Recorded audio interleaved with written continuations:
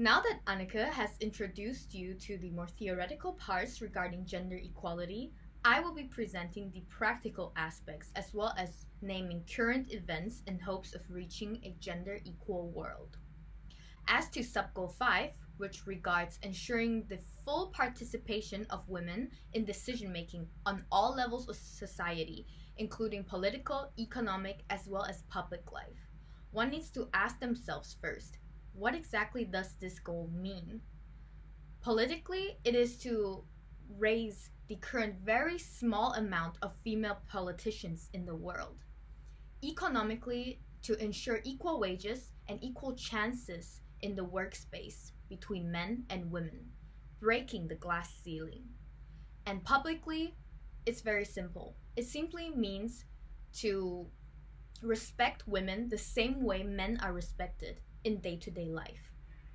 A very good example of this sub-goal 5 is a Dutch legislation which came into force in 2013, requiring all large companies to have at least 30% of women in high management positions.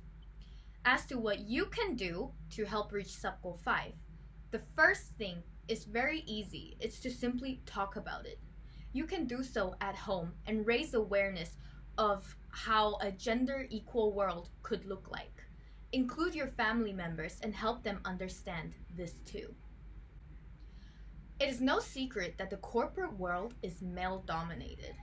Depicted here on a graph showing the amount of women amongst Fortune 500 executives. As you can see, the number of female CEOs was only 33 by the end of 2019. Let that sink in. This amounts to only 5% of all Fortune 500 CEOs. As to CFOs, there were only 64 females holding this position at 500 of the Fortune 500 companies. Let that sink in as well. This equals to only 13% of all CFO positions. These numbers are alarming, seeing as we should be, as a society, increasing these numbers at a much faster rate than they currently are. Though, on the bright side, there have been 2 Fortune 500 companies which have had women in both of these positions. Depicted here are the Hershey Company as well as General Motors as of 2018. Thus, if you take anything from this presentation, it is that gender does not define one's ability to take on an executive role. Start familiarizing yourself with companies like such that have opened up a new path for females such as you and me in the corporate world. As to the effects that the COVID-19 pandemic has had on gender equality, the UN Secretary General has made the following statement, which says that the limited gains that have been made in gender equality over the past few years are at the risk of being reversed. This is a very heavy statement, meaning that the world would be moving backwards, even though you and I and the rest of the world could do so much better. Speaking of the COVID-19 pandemic, it is important to note that women are playing a disproportionate role while responding to this virus. Even though they have become the unpaid frontline caretakers during this pandemic, they are the ones being hit the hardest by it. Not only have their workloads increased, but because women make up 60% of the informal labor market, this means that they are at higher risk of losing their jobs and falling into poverty. Adding to that, the amount of violence against women has also increased. This is because of lockdown measures, and these women are being locked at home with their abusers.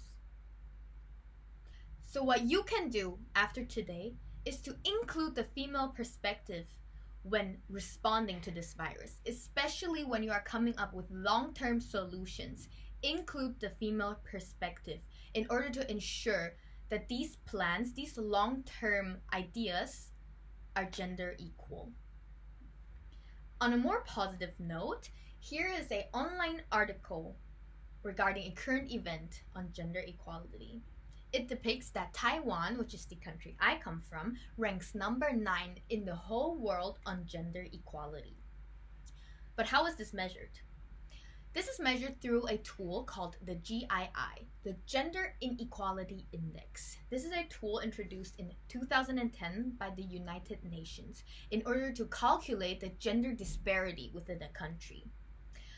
It shows you an indication of how much potential is lost within a country due to gender inequality. How much potential is lost because a position has not been given to a woman simply because she is a woman.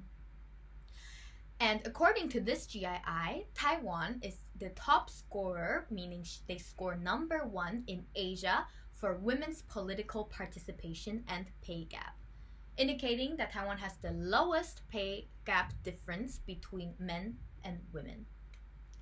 In 2018, nearly 40% of legislators in Taiwan were female. This is much higher than Taiwan's other Asian counterparts such as China, Japan, or South Korea, which all ranked under 25%. This is the current president of Taiwan. Her name is Tsai Ing-wen, and she's the first female president of our country. She's been elected in 2016 and was re-elected earlier this year in 2020 to serve 4 more consecutive years. Not only is she a well-respected politician and president of our beloved country, she's also fully committed to advancing women's economic participation. She does this through seminars and other programs such as the Women's Empowerment Summit held in Taipei earlier this year in April. She also contributes a large share towards boosting the empowerment of women as well as economic prosperity in the Indo-Pacific region. Few countries in the Indo-Pacific region, or worldwide as a matter of fact, can claim that they have done as much as Taiwan towards reaching a gender-equal society. A more equal representation between men and women in leadership roles. And thus, we urge you to continuously educate yourself on current events like such and understand the importance as well as the benefits of gender equality in your life as well. To consolidate, there are several ways that Annika and I have presented today in which you can tackle the current global issue. And yes, it is a global issue that gender equality is, even though many don't see it as one. Like Helen Keller once said, alone we can do so little, but together we can do so much. If we all do our share to combat gender inequality, men and women alike, it won't be long until we can see a positive change in our society. But remember, it is possible to change the world. However, you must change yourself first. Your mentality, your actions, your prejudice. Change isn't easy, but it is necessary to see a difference. Thank you.